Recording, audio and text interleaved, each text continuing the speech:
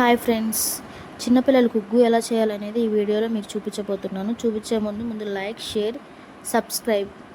ముందుగా మనం తీసుకోవాల్సినవి కందిపప్పు, ఎర్ర కందిపప్పు, సాయిపప్పు, వేరుశనగ పప్పు, జీడిపప్పు, పిస్తా పప్పు, బాదం పప్పు అండ్ బియ్యం. నేను కేజీకి ఉగ్గు ఎలా చేయాలనేది చూపించాను కదా. ఆ డబ్బాతోటి నేను 4 డబ్బాలు తీసుకున్నాను కేజీకి. మిగతా అవి పప్పు దినుసులు అనేవి మనం కేజీకి తీసుకునేటప్పుడు 2 గుప్పిళ్ళు తీసుకోవాలి. అర కేజీకి తీసుకున్నప్పుడు మాత్రం 1 గుప్పిడి మాత్రమే తీసుకోవాలి. నేను ఇవన్నీ కందిపప్పు, ఎర్ర కందిపప్పు, సాయిపప్పు ఇవన్నీ 2 గుప్పిళ్ళు తీసుకున్నాను. జీడిపప్పు 10, బాదం పప్పు 10, పిస్తా పప్పు 10, వేరుశనగ పప్పు మాత్రం నేను 1 గుప్పెడు మాత్రమే తీసుకున్నాను. చూసారా, ఇలా తీసుకున్నాను. ఫస్ట్గా మనం సిమ్లో బాండి పెట్టుకొని దాని మీద బియ్యం వేయించుకోవాలన్నమాట. దగ్గరుండి అక్కడే ఉండి మనం బియ్యం వేయించుకోవాలి. ఎందుకంటే కొంచెం మాడినా కానీ చేదు వస్తుంది. బియ్యం అనేవి వేయించినప్పుడు ఎలా ఉంటుందో మీకు తెలుసు కదా, ఒకసారి చూడండి మీరే. నేను వేయిస్తున్నాను. కొంచెంగా అయినా వేయించుకోవచ్చు.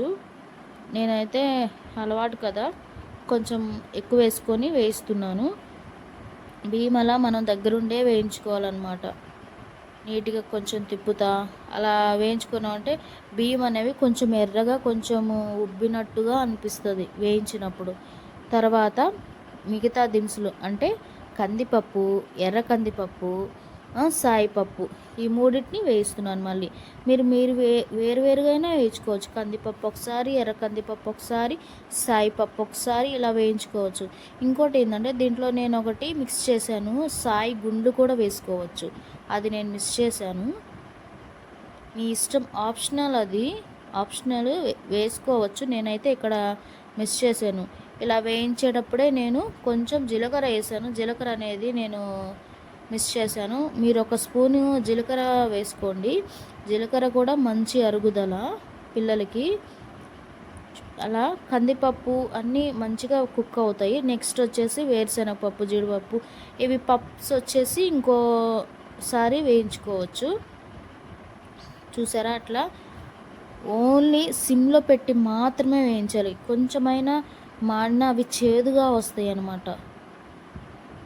వామ్ కూడా వేసుకోవచ్చు. నేను వేసాను బియ్యము. అవి చూడండి ఇలా వేయించుకొని దేనికి సెట్ చేసుకున్నాను. మిక్సీ జార్లో వచ్చేసి కొంచెం బియ్యము, కొంచెం పప్పు దినుసులు అలా వేసుకోవాలన్నమాట. బియ్యం ఒకసారి వేసుకొని పప్పు దినుసులు ఒకసారి మనం వేసుకున్నామంటే 2 మళ్ళీ మిక్స్ చేయాల్సి ఉంటుంది. అప్పుడు డబల్ పని అవుతుంది.